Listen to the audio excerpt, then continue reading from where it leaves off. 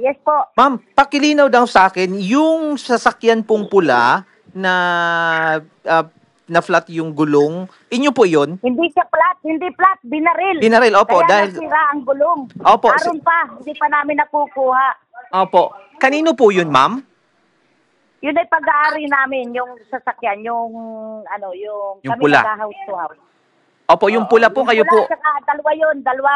Yung isa, yung... Dalawa yung binaril nila, yung Prado ko at saka yung naka-register sa akin. Saan po kayo doon sumasakay? Doon sa Prado o yung pula? Doon sa Prado.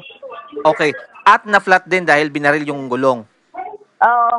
Opo, Pero na-report... wala ako doon ng bariling kasi nag-house House to house kami. po kayo. Pero narinig nyo ho yung Oo. putok? Oo, andito may video kami live. Opo. Opo.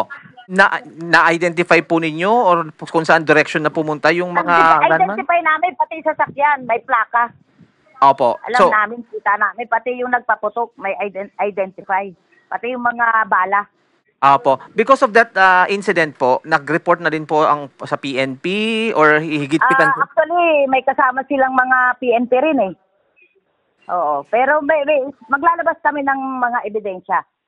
Kasi may dami namang tao eh. Araw, ibinidyo. All right, sige ma'am. So, iingat po kayo, mama. Salamat po. Yes po, salamat po.